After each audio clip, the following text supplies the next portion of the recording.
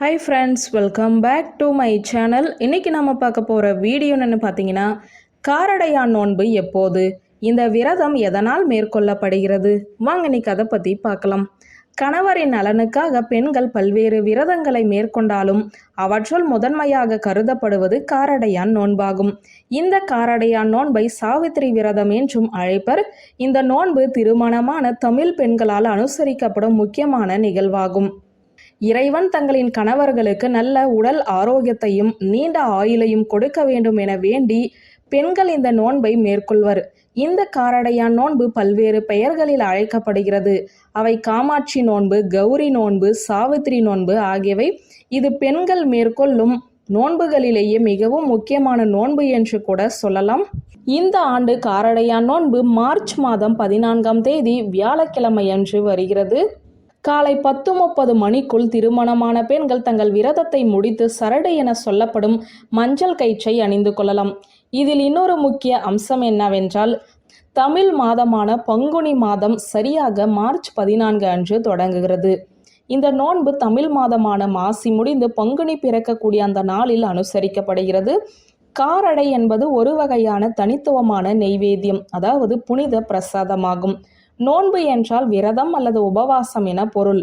காரடையான் நோன்பு புராணத்தில் வருகிற சத்தியவான் சாவித்திரி என்ற 2 முக்கிய கதாபாத்திரங்களின் நினைவாகவே அனுசரிக்கப்படுகிறது. அதாவது இந்த நாளில் மரணத்தின் கடவுளான யமனின் பிடியிலிருந்து சாவித்திரி தனது கணவனான சத்தியவானை காப்பாற்றியதாக நம்பப்படுகிறது.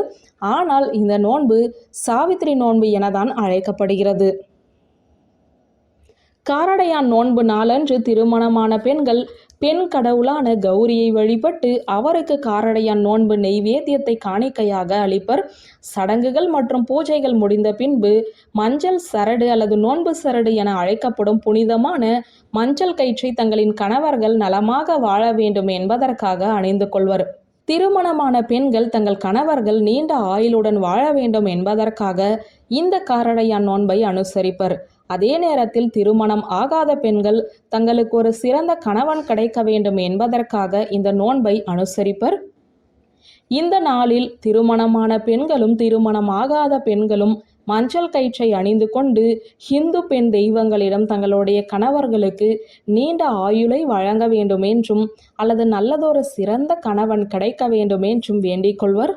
மாசி மாதம் முடிந்து பங்குனி மாதம் தொடங்கும் போது சாவித்திரி நோன்பு அனுசரிக்கப்படுகிறது. இந்த நாளில் திருமணமான பெண்கள் விரதம் இருப்பர். பின்பு வெண்ணெயில் செய்த கார அடையை உண்டு தமது விரதத்தை முடிப்பர். இந்த அடை காரடையான் நோன்பு அடை என அழைக்கப்படுகிறது. இந்த காரடையான் நோன்பு என்ற பெயர் கார அடை என்ற உணவுப் பொருளிலிருந்தே வருகிறது.